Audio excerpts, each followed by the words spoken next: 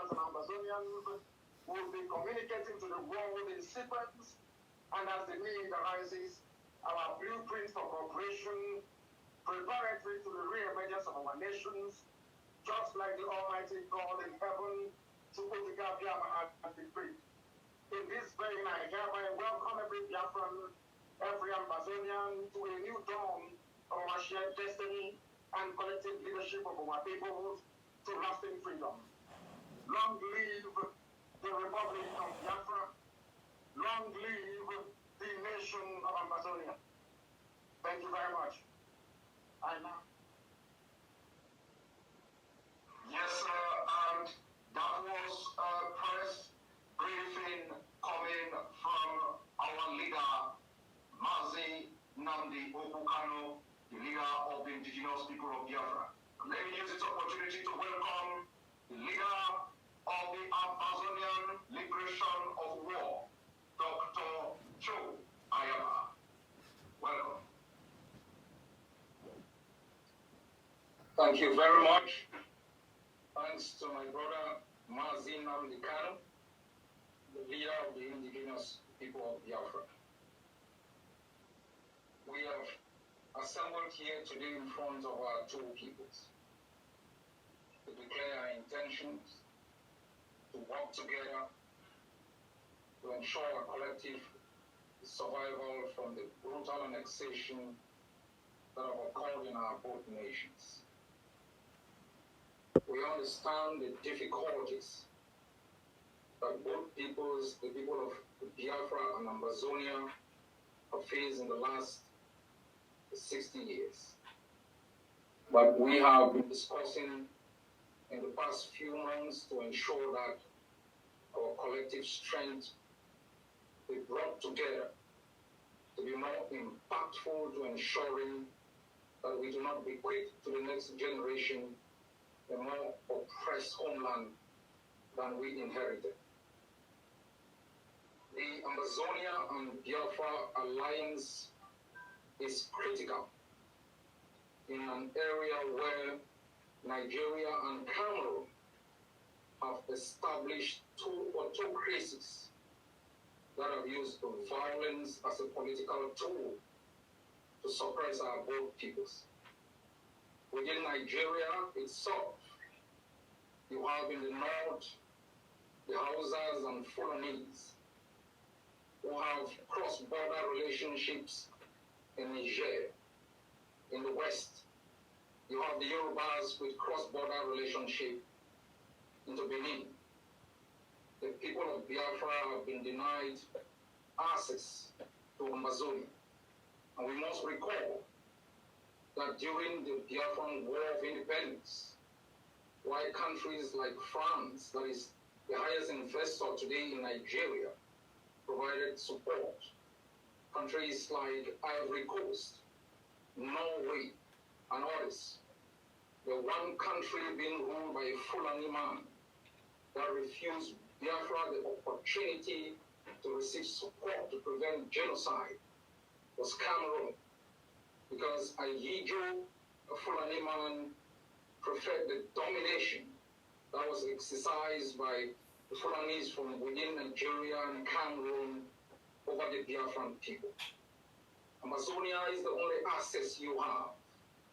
And within Cameroon itself, while the people have relationship with Central African Republic and other countries, Biafra is our only closest neighbor with massive investment within Amazonia. Biafra is also the place where thousands of our people have sought refuge and have been treated with great hospitality. And for this, I want to thank the people of Biafra who have taken care of our refugees and ask you to continuously support them. Going forward, we are going to work together in different areas to ensure that our both nations emerge from these exclusive servitude imposed by both Cameroon and Nigeria. In coming to this joint press conference, I understand the worries of Amazonians. And I have taken time to brief other leaders to make sure that I can allay the worries and fears of our people. These worries and fears is rooted in history. We were part of the Eastern House of Assembly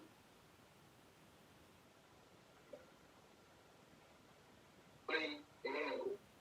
But one great difference is when our leaders walked out of that house.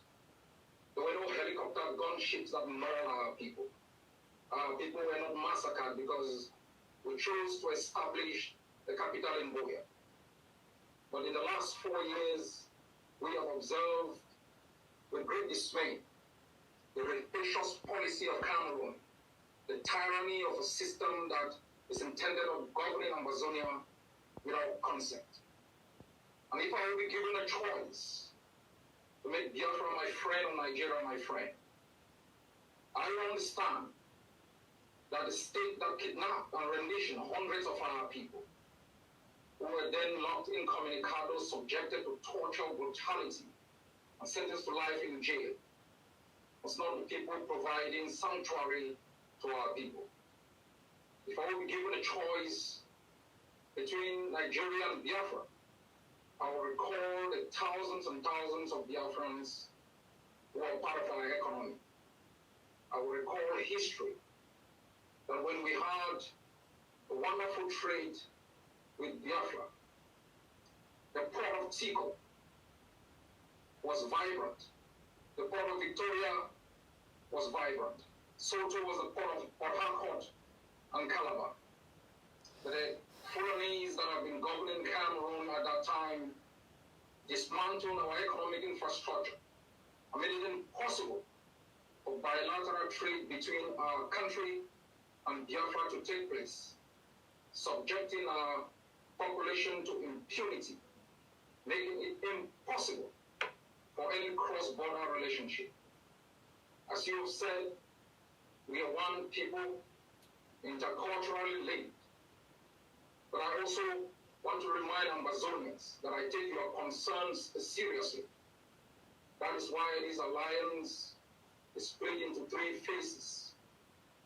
First, to ensure that both peoples are liberated from the tyranny imposed on them, and to establish within a transitional period methods of collaboration and cooperation to dismantling the economic blockade that have impoverished our 2 nations.